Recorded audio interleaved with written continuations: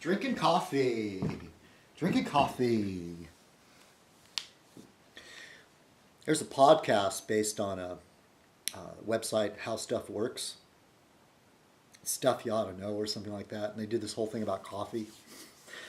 And for some of you that aren't aware of it, the reason why Americans started drinking coffee was because of the taxes on tea. And so it was considered patriotic to stop drinking tea and drink coffee. Coffee.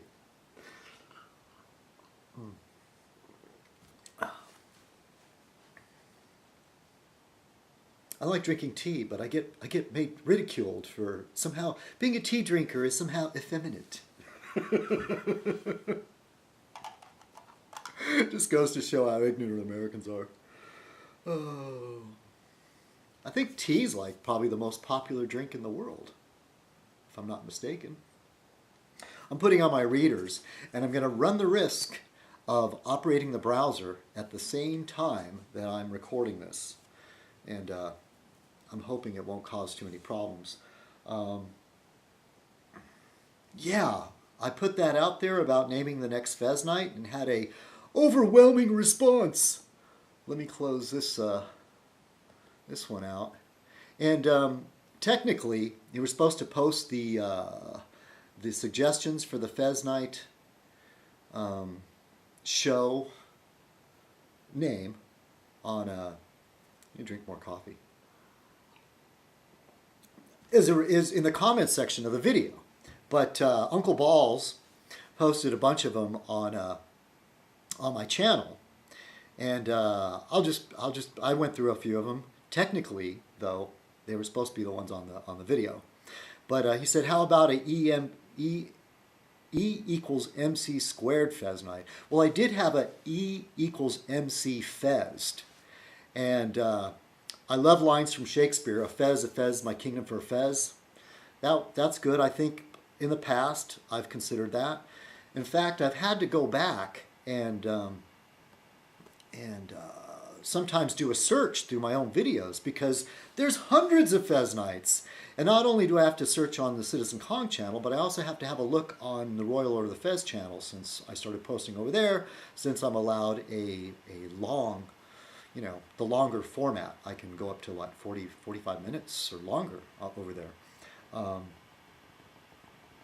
So even I think of an idea, and then I have to go through and search for it and look for it, make sure that I hadn't already done it. I do kind of get a kick. I sort of pride myself on coming up with a different one each time. They're not all gems, but I used to like to reference literature, movies, and titles of songs. And usually it's best if it's fairly obvious. One that I've thought of many times was, well, I'll get to that. Well, one that I think somebody said, Mama Told Me Not to Fez. I kind of like that one. The Telltale Fez. I love Edgar Allan Poe, and I'm surprised I never considered that one before. There's some of them that I do consider, like Fear and Loathing. I was trying to do a play on that. The Long and Winding Fez. I did use that one once upon a time. I do like to use Beatles songs. By the way, Frank of the Mountain had some really excellent Beatles covers. And I was catching up on some videos and I went through there and looked at those. Jetpack and Shoe Phone Fez. Good old Uncle Balls. He was with me when I first got my Fez. You know that, right? Kemptard once says Fez on the River Kwai. Yeah, that was pretty good. And then there was Wong Dong Lee, The Mysterious Fez of Fu Manchu.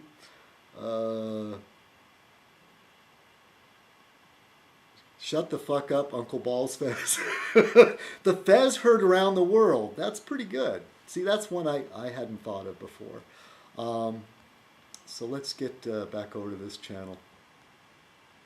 Like I said, I hope the audio sync isn't going too bad. There might be like, maybe there'll be some skips and burping, but I hope it's not too bad.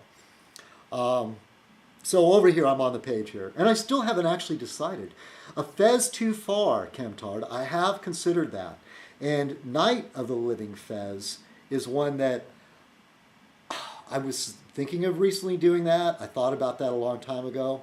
I mean, I liked I like referencing old cheesy B movies, but A Bridge Too Far is a really good movie. And I don't mind referencing a good movie either. There was The Longest Day, The Longest Fez, which I may have used. I don't know. Rajian, excuse me if I'm getting this wrong. Rajian on Raji online. Is that right? He says Deep Fez. I didn't get. I said Deep Purple or Deep Six. No, he's meant throat.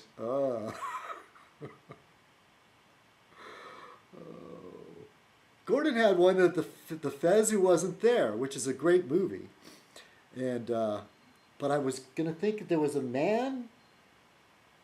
It reminded me of something else. The Man Who Knew Too Much, the Fez That Knew Too Much would be kind of cool. The Man That Never Was. I think there was a book. I remember I bought a book one, a paperback book, and I think they made a movie out of that. The Man Who Never Was. The Man Who Wasn't There. The Fez Who Wasn't There. A lot of these are really great. You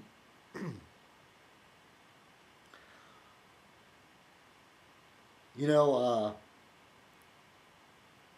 Monk said, kiss my Fez Night or go Fez yourself. How about drop Fez? Nah, just do one.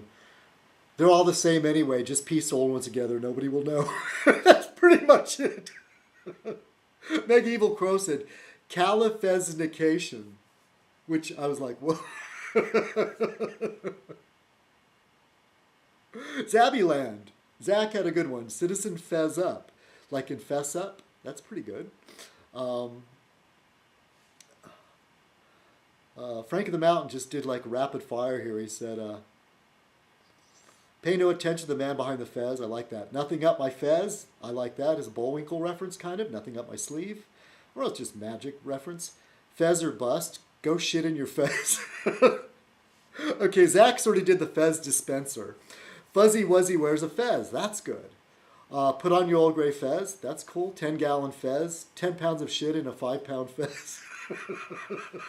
When you wish upon a fez, it came from planet Fez. Oh, shoot. I think I did a planet Fez. But, do I dare search for it? I think I have to. Excuse me here. It came from planet Fez. I really like that one. Hey, and my apologies to anybody that I don't pick theirs, okay? And mostly I've had people suggest titles before, and I go, no, it has to be my idea. I'm the one who has to think of it. And why didn't I never use Night of the Living Fez? Maybe because I thought it was a little long. There was an old movie called Night of the Iguana with Richard Burton. I've kind of wanted to do Night of the Fez as a play on Fez Night. I've also thought about doing It Was a Dark and Stormy Fez Night as a reference to the really bad introduction to a novel. They say it's a worst introduction. It Was a Dark and Stormy Night. Angie knew that one. Let's see. It came from planet Fez.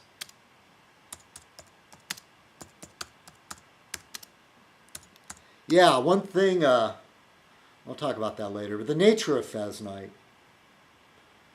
It's just... Fez Night's such a sucky show because there's no preparation. And I'm trying to liken it to... Oh, I did do Planet of the Fez. I knew that rang a bell. I did do a Planet of the Fez. But it's still, that's different enough. Attack of the Fez People, Night of the Living Fez, Gloria Fez-Devon. Steal This Fez, Festival, Uncle Fez. Oh, I'm going to have to give it to Frank. Even though I did do a Planet Fez, for some reason, I just really love It Came from Planet Fez. So let me close out this window. Oh, speaking of which, how that's such a badly run show. I forgot to break out a Fez. Hold on. Ah!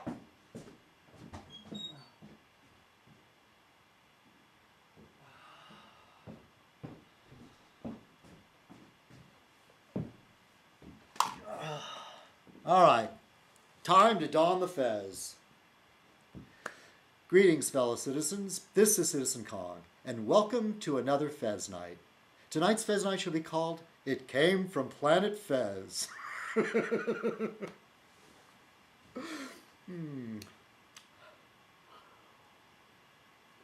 Oh my. Well, now what? Now what he says. You know, I went ahead and, okay, I'll just go ahead. I was going to talk about some other stuff before I put on the Fez, but I'll just go ahead. You know, on more than one occasion, I've run across Pops talking to somebody in the comments, and he has this gag he thinks is funny, where he'll say something, he'll say, oops, I meant to say, you know, he'll say like drag, oops, I meant to say drug, you know, ha ha ha. But anyway, he'll make this reference and he'll say, oops, I almost misspelled that word. Better watch out, that weasel will come by and correct my spelling. Well, Pops, you just don't get it, do you? I mean, I myself I'll misspell a word on occasion and even drop a word. That's mostly what I do. I will write a sentence and a word will be missing. And I do that when I'm tired sometimes or angry. Like I'm on some kind of roll or something. Hold on, let me turn off the screensaver thing. Wow, I probably shouldn't even do this either. Let's see. Screensaver. We'll see. I'll be lucky if this Fez Night doesn't come out with a bunch of hiccups and stuff. All right. Okay, I think we're good there. All right, we're fine. Where was I? You know, if I make Fez Nights really long, I know it's hard on the viewer. It's also hard on me because it takes a long time to upload. Okay, getting back on the spelling. What I'm going to say, Pops, you just don't get it. Okay, it's not that you misspell a word. It's that you completely use the wrong word. And like the two that come to mind, the classic one, the very classic one, is when you said you were helping your brother put on a home edition, E-D-I-T-I-O-N, as in like an edition of a book. When you meant to say addition, you know, a home addition where you're adding something on, A-D-D-I-T-I-O-N. And you know, of course, you and I are enemies. So, you know, when you obviously showing your lack of intellect, that's the chink in your armor. You know, you try to come off as being smart, but you're not. I'm just gonna say it. You know, the most scary people in the world are the people that are not bright, but they think they are. Yeah, they're the truly dangerous ones. Yeah, the other one was, the most recent one was, he was somehow boasting about his fictional druggy past.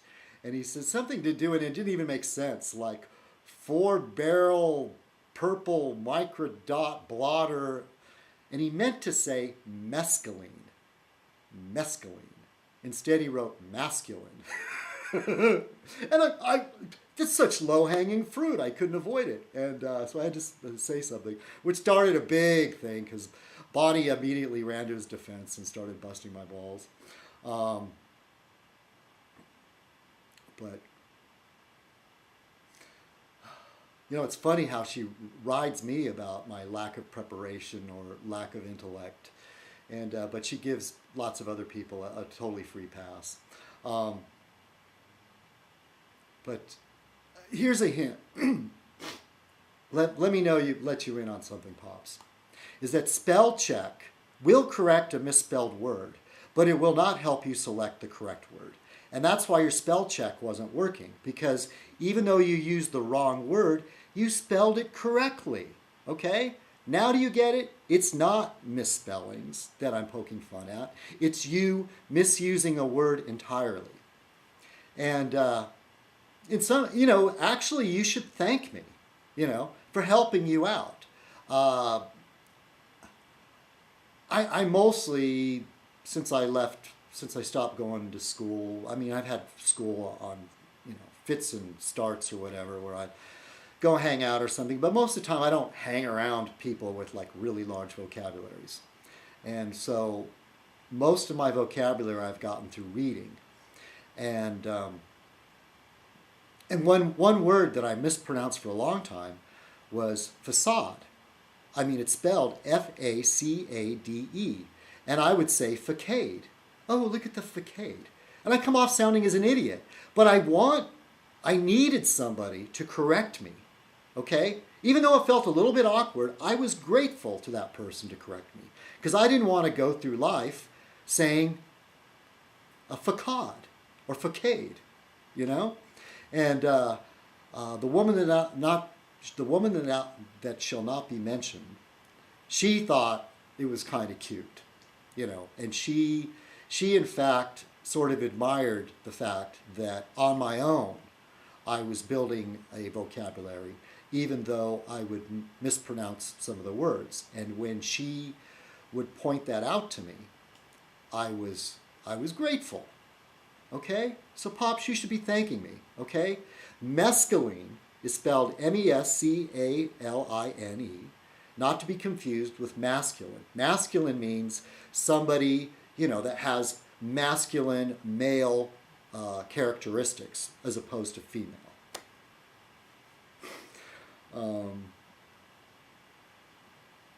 I couldn't help that. But yet he'll still go, some weasel's going to come by and attack me for misspelling words. Now, Racer X, I don't attack him for misspelling words because he's just friggin', he writes like a retard. Why even bother? It's just obvious. He's not even trying. He doesn't really care. God, I still say you talk funny. Racer X. The fake racer. Oh, and stupid. Oh no, I better not start. I was going to say something about somebody. And I shouldn't have started by calling him stupid. That's just not nice. What's going on with me? I'm just so mean today. Some days my brain feels like it's just filled with fuzz. But for some reason, my brain's popping like a popcorn popper this morning. A thing about Fez Night, I used to truly post Fez Nights at night. Or record them at night. I'm posting this one right after I've had my breakfast, but it's actually about California time. It's almost 1 o'clock, about 10 till 1. Excuse me. I'll let you in a little secret. I used to record Fez Nights on Sunday night because I used to have things going on Friday and Saturday nights. And even if I didn't want people to know that I was home Saturday night or Friday night. Now I don't go out anymore. I might as well just record on Saturday night. It's no secret anymore. Dave doesn't go out on Saturday nights anymore.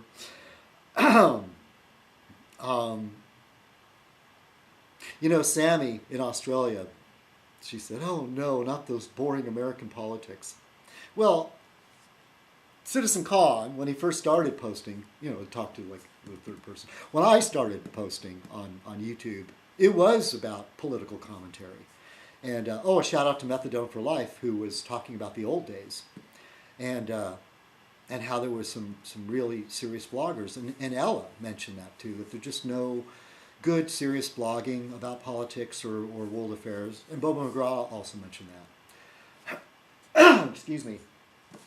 And now what do you have left? You're stuck with me. I don't do any research.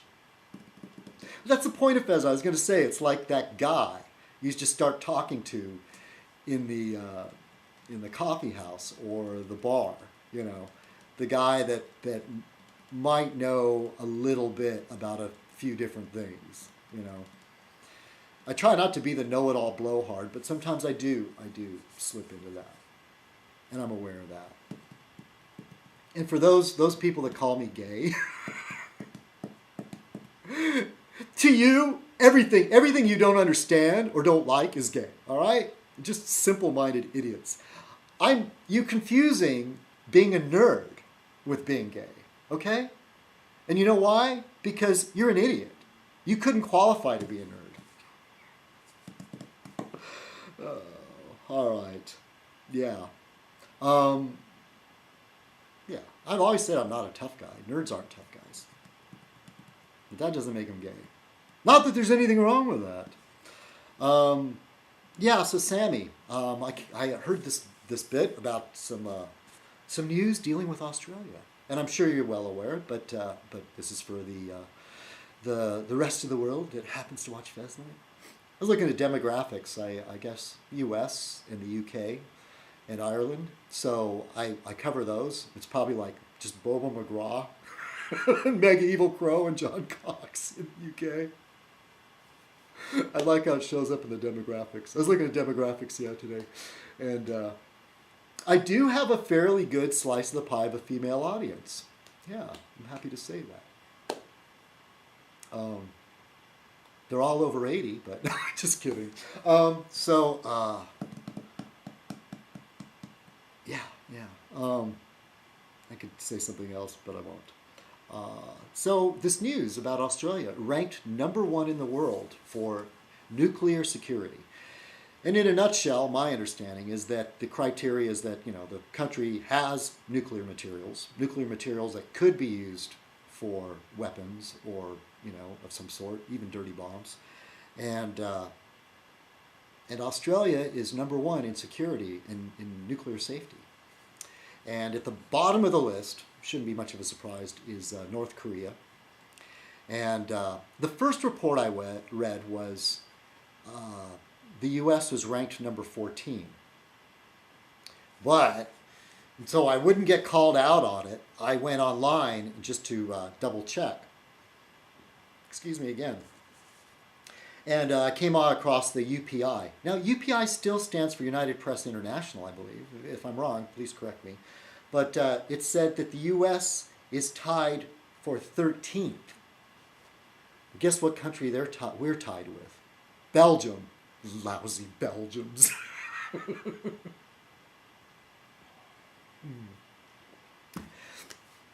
The lousy Belgians reference. I might start that up again. Some people don't get it. But of course, because it's kind of an inside joke. My friend Nick, who went to public school in England, he said he had this teacher that him and his friends used to take the mick out of. Because when the teacher, they'd be, I don't know, studying like world history or what, I don't know what they were studying. But the teacher would mention Belgium, and they would sort of under their breath, or say it just loud enough so you could hear them, they'd go, lousy Belgians. And I like that because they're called Belgians, not Belgiums. So it's sort of like showing some ignorance there. And it's sort of like, I like it because it's sort of taking a riff at people that are bigots or racists, how it's always like, oh, it's the Jews. Oh, it's the Jews, or it's the blacks, or it's the whatever, it's the gays. And really, who dislikes, there are tons of people like the David Duke type people and the Ron Paul type people that don't like Israel, which, by the way, man, that's kind of scary. Isn't it sort of like we're treating on some sort of brink? I was listening to NPR, and they were talking about that there's a real worry that that Israel might attack Iran to try to hit their nuclear facilities. And we're kind of hoping that Israel won't do that, or at least give us a heads up before they do. And there's also a push that we better do it before they do it. And if we stop bombing parts of Iran, hey, I don't want them to have nuclear capabilities. That's one of the Ron Paul things. I'm a little bit, I pretty much like Ron Paul because he's one of the most straightforward, honest guys, even though I think a lot of his ideas are wacky. But, and I mean wacky in a bad way. Is there a good type of wacky? No, there isn't. So if we start, that could be Armageddon. if we start, I don't want Iran to have nuclear capability. And that's one of those Ron Paul things. He doesn't care. Like, let everybody do their own thing. We need it's that, what do they call that? Isolationism. And that's a hangover from his John Birch Society days. Yeah, he was a John Bircher before. And, but I have to say, he says what he means and he means what he says, and he's consistent. And I really have to admire that in the man. I truly do. But boy, So yeah, you get that group, they're always bagging on. What's funny, that group, they're always bagging on Israel. Oh, and the poor Palestinians, they're being picked on by the Palestinians. To be honest, these people that are all like, of that ilk, the isolationist type, and you're like, oh, the poor Palestinians? Really? Would you let a Palestinian marry your daughter? No. If David Duke, let a Palestinian marry one of his close relatives and went to the wedding and gave her away, I'll eat my Fez, okay? People like that, they don't care about other than just white people. It's a white issue, white pride and all that. Yeah, it's sort of like, I don't know what it is, a diversion to say, to kind of, to their hatred towards Israel and the Jews, to say, look at what they're doing to the Palestinians. And true, it is wrong. It is terrible what they're doing to them. But to be honest, these people they're all sandgars to them. Excuse my language. But anybody from over there, Oh, by the way, my neighbor, Nick, over at the liquor store, got his U.S. citizenship. And so I was able to go up to, I was dying to do this. I went over to the liquor store to buy something, and I said, "Greetings, fellow citizen." And he looked at me, what the hell? But he's so happy. He's so proud of the fact that he knows more U.S. history than most Americans. And it was fresh in his head. He knew like how many people are in the Senate and blah, blah, blah, and all that. And, well, yeah, don't ask me those questions. I don't know. I'm a typical American that way, right? Yeah, so the U.S. is tied 13th with Belgium. Lousy Belgians. Yeah, so I was going to say the lousy Belgiums is making fun of people that hate other people. And because really, who really dislikes Belgium? Really? They're all right. They're kind of French, but they're not. They're not French enough for us to hate them. I don't know what else to say. I kind of covered these. Oh, so I did that. I participated in doing response videos for Z Malton, for Zach. And be honest, Z, I was like, oh man, there's so many here. This is going to be so much work. So I just systematically just went and responded to each one, like how did you find YouTube, or commenting on YouTube, each subject matter, and Gordon, IRE 138. A lot of people say Erie. No, it's IRE, as in Ireland, and it's like the closer, correct me if I'm wrong, to the Gaelic spelling of IRE in Ireland, E-I-R-E, IRE. Which means to stir someone's ire means to make them angry. So Ireland is the land of angry people.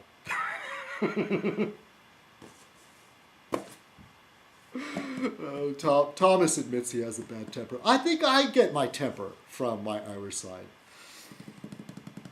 I do have sometimes it just something sparks and I just go off.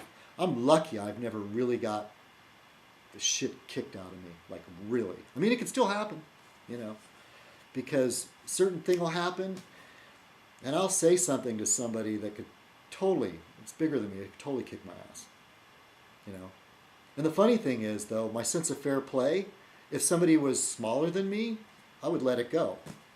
Is it that Napoleon complex? Is that what I suffer from?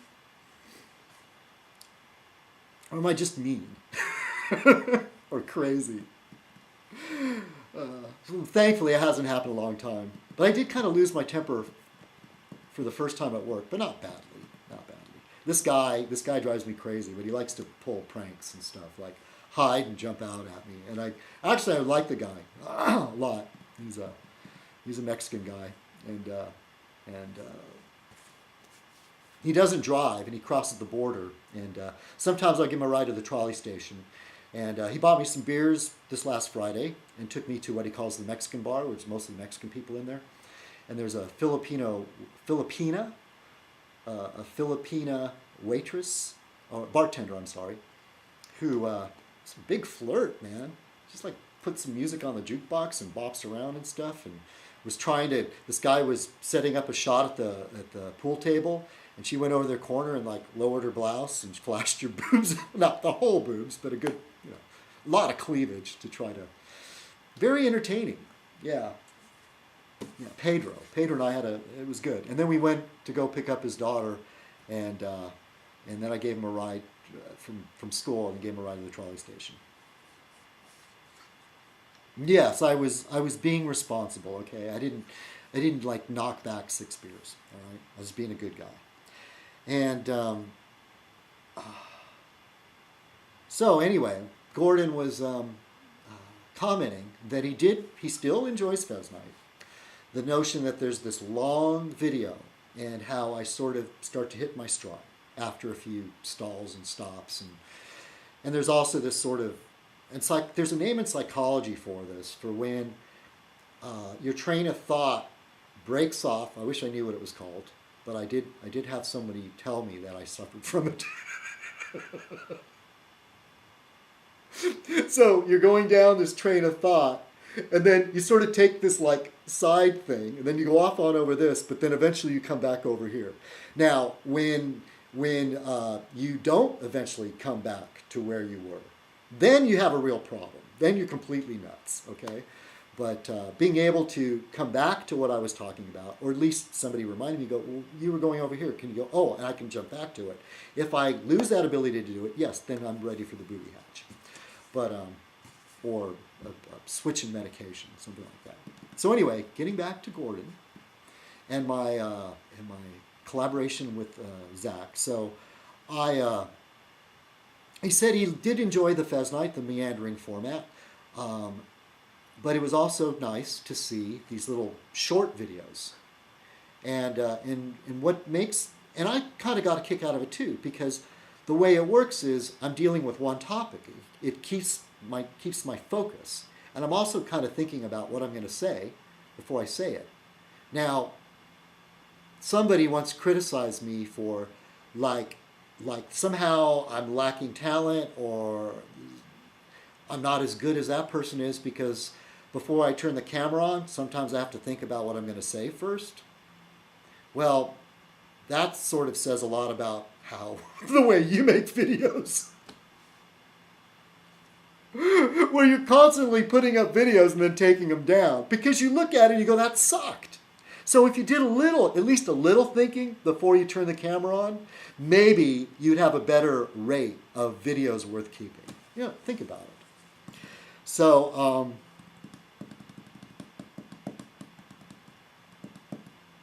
back to the little short videos where I'm staying on topic, okay?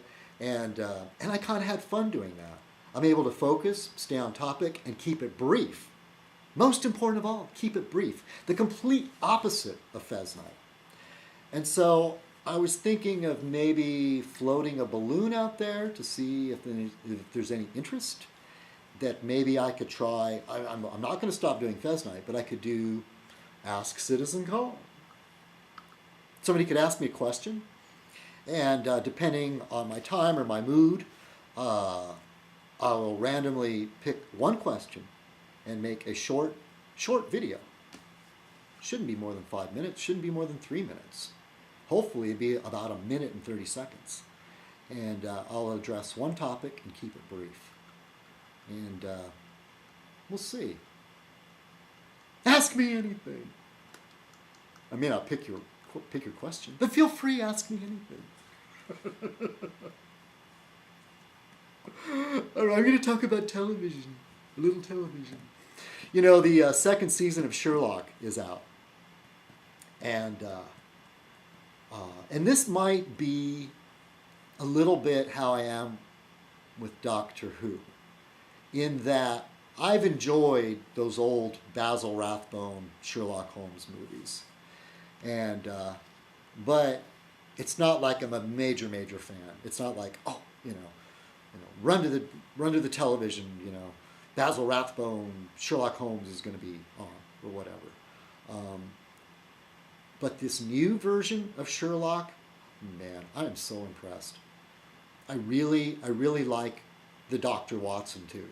The Dr. Watson, I think I said before, is more like a regular guy. He's more of a badass than the other overweight, Dr. Watson, with a big mustache, and, oh, Sherlock, the new Dr. Watson is so much more real. He's he's a war veteran, either Iraq or Afghanistan, and I already mentioned this before, but I really like this new version, and the first show of the second season is called A Scandal. I wrote it down. A Scandal in Belgravia, and I guess it's based on another Sherlock Holmes, but it was a scandal in a different place or something. And what's kind of nice is they did Hound of the Baskervilles, which I saw, the old black and white Basil Rathbone version. I believe it was a Basil Rathbone, a long time ago when I was a little kid. And I found that episode a little disappointing. It was still good, but the Scandal in Belgravia was just brilliant. I said, now this is great television, very clever, and just really interesting. And the other thing is, there's the actress in there named, we have an actress in the U.S. called Lara Flynn Boyle, and I always wondered is it Lara Flynn Boyle, Lara, it's spelled Lara, capital Lara, and this actress is named Lara Pulver, or Lara, and I saw her. She played this dominatrix who refers to herself as the woman, and she looked familiar, and I looked it up, and she was in she played a character in a series of modern version of Robin Hood, which is another British television show, which I went through and watched all those, and they're pretty good. I enjoyed those. This woman's brunette, and wow, she's so sexy. She's really fit. And there's a part in the show. So Sherlock is an expert at reading people, and looking for clues like, do you bite your nails? What type brand of watch are you wearing? Is there certain wear spots on your clothing? These are all indicators, what jewelry you're wearing, that will give him clues to sort of size you up. Another interesting thing about Sherlock, and this is true in the original Sir Arthur Conan Doyle novels, who, by the way, Sir Arthur Conan Doyle, no. God, I hope I'm not getting names mixed up. There's Edgar Rice Burroughs, Sir Arthur Conan Doyle. I hope I don't get that wrong, because I get Edgar Rice Burroughs mixed up with him sometimes. Sir Arthur Conan Doyle and I share the same birthday. Oh, I'm sorry. I'm hitting a brain fart. And you know what? I can count on people to correct me in the comments. And I'm okay with it. I rely on people to do that. Yes, Sir Arthur Conan Doyle, a Scottish physician and writer. Okay, I had it right. But, God, ever since Bonnie reamed me a new one, I've been very self-conscious about it. So mean. Used to be nice. Just so mean. What happened?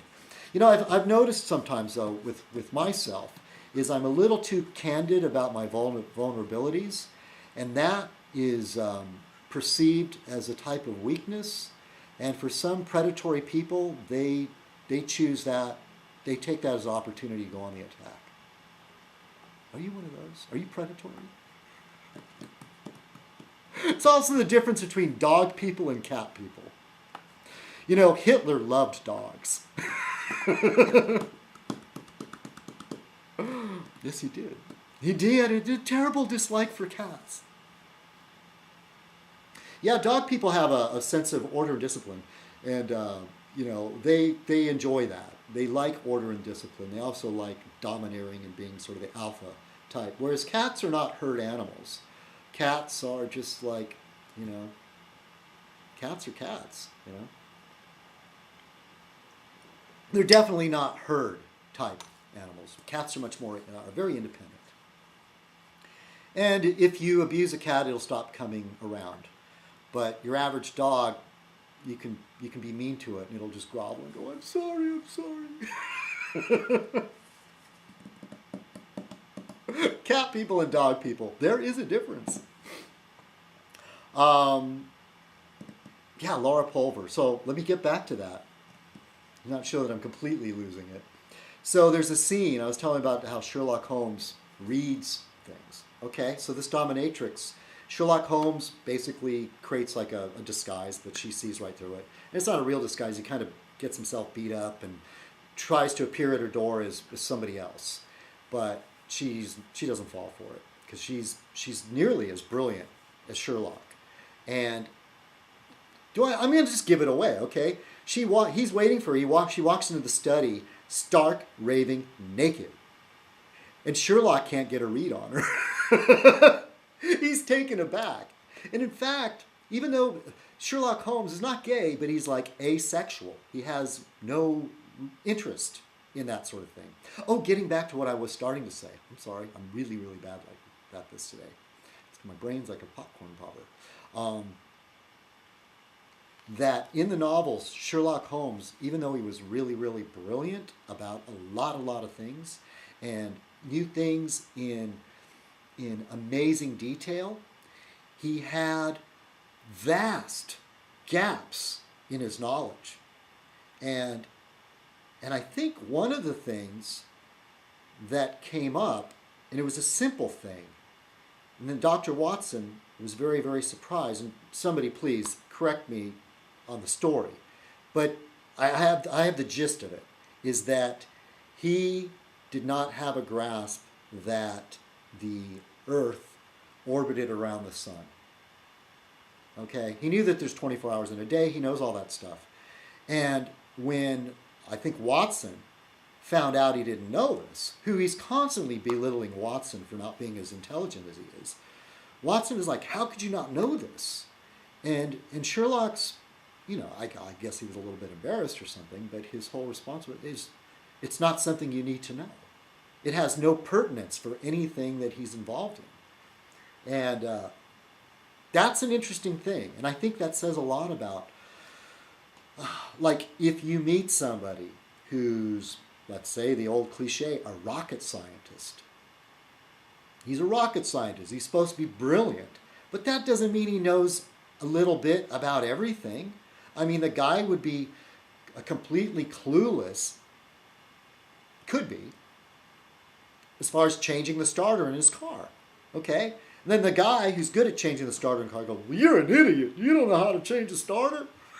And the poor rocket scientist goes, I know, I'm sorry, I don't know about that. Yeah, so Sherlock Holmes couldn't get a read on the character, the woman. I forgot the name of the character, but it was played by, and I wrote it down, Laura Pulver.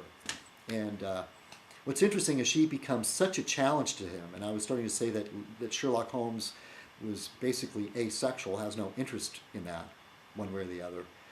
It's almost as if she becomes his first. You can see that there's, like, he is kind of in love with her.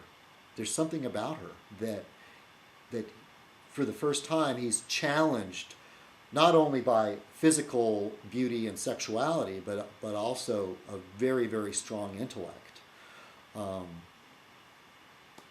there's other great things about the show, and the newer version, which I don't think they touched on the older version, you know, the original novels and stuff, in that I guess it was not so strange back then, before the outing, before being gay went mainstream. is that it wasn't so, people didn't wink, wink, nod, nod so much at two men being close friends and spending a lot of time together. Um, that seemed, there wasn't, my impression of it was that people didn't really bother with it that much in those days. I mean, did people call Abbott and Costello gay or Laurel and Hardy gay? Was that the whole thing? Oh, there's two gay guys? No, because times are different then. But in the modern Sherlock, his poor Dr. Watson is always like, the press and everybody are called the confirmed bachelor, Dr. Watson, companion of Sherlock. And he's like, I'm not gay. Even though it is hard for him to establish a relationship with a woman because of his involvement with Sherlock. I mean, there is a definite, of course not sexual, but there's a definite strong attachment between the two of them. In this last episode, I'll give it away, Sherlock Holmes dies. And I'm like wondering, how are they going to extricate this? It looks like he's dead. You know? Sherlock Holmes is dead. I can hear my neighbor out there. I'm getting self-conscious. I'm going to talk so loud. Yeah, some of these plot twists and stuff, and you just go, wait a minute. He can't be dead. But Dr. Watson is devastated. Just devastated. Yeah, because even though Sherlock treats him like a piece of shit, he's like his one true friend. Something along those lines. Anyway, I'm silly for getting so excited about a TV show. I know. But it's so good. I'll just look at the headlines real quick, just to feel that I'm still talking about something important. It says, let's see, yesterday's paper. There's a funny thing about the Saturday paper. I'm thinking about canceling my newspaper, but I want to because I don't read it anymore, really. I just fell out of the habit. Being unemployed had a lot to do with that, because I stopped spending time in the coffee house. And if I go to the coffee house, I bring a paper and something to read. And I just don't go to the coffee house anymore because I'm trying to save money. And but I would like to just get the Saturday and the Sunday, at least to say that I still am getting the paper. But Saturday, sometimes the news in the Saturday paper seems to me more interesting. But headline says jobless rate falls to 11.1% in California. Hiring continues with the biggest gains in the white-collar industries and construction. So there's some good news. It's good to hear there's a little bit of good news. Of course, the Republicans, they want to hear that the economy is really tanking, so Obama won't get reelected. And I've said it before. Isn't it so sad, that one party is like hedging their bets on that we fail, I guess if the shoe was on the other foot, the Democrats would be doing the same thing. It's too bad. It's too bad that politicians on both sides of the aisle and big business, even though they tout patriotism all the time, but when it comes to their actions, it's all lip service. They don't really do what's good for America, especially big business. I mean, if the bookkeeping says we can make more of a profit sending jobs overseas, outsourcing that business, they'll do it. They don't care. They don't have any loyalty to us. Not at all. Then it says, Sunday paper says, Gingrich wins big in South Carolina. Oh, the other thing on the Saturday paper was there's a picture of Stephen Colbert standing with Herman Cain. Boy, wasn't it funny how he was such the darling of the Republicans? Because the Republicans are looking for a black man, that will toe the line, and Herman Cain was their darling. But it turned out that guy, Obama has way less skeletons in the closet than that guy.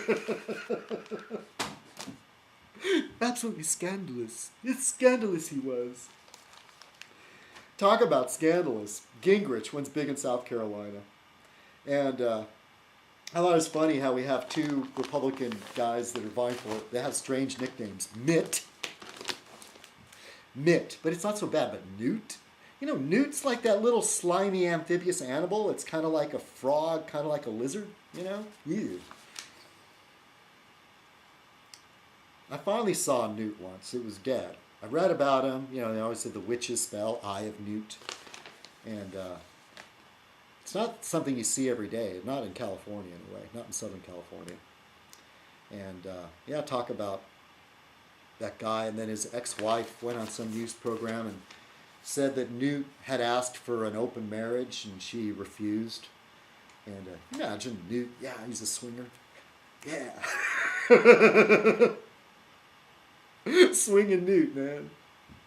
He's got like the penthouse pad, you know. Puts on the smoking jacket, the pipe. Yeah.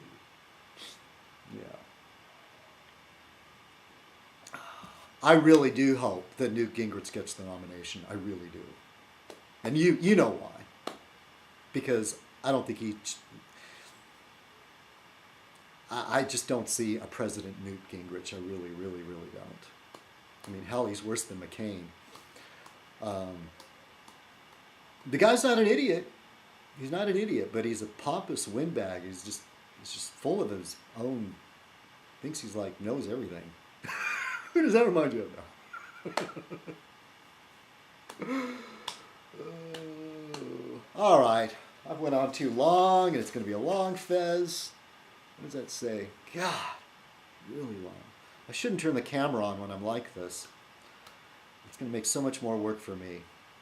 All right, everybody. Hey, thanks. Hey, and my apologies to people that I didn't pick their name for Fez Night, but I gave it to Frank of the Mountain. So everybody have a great week. I forget how I do the ending now. Okay, everybody, have a great week. Thank you for watching. It came from Planet Fez. Cheers.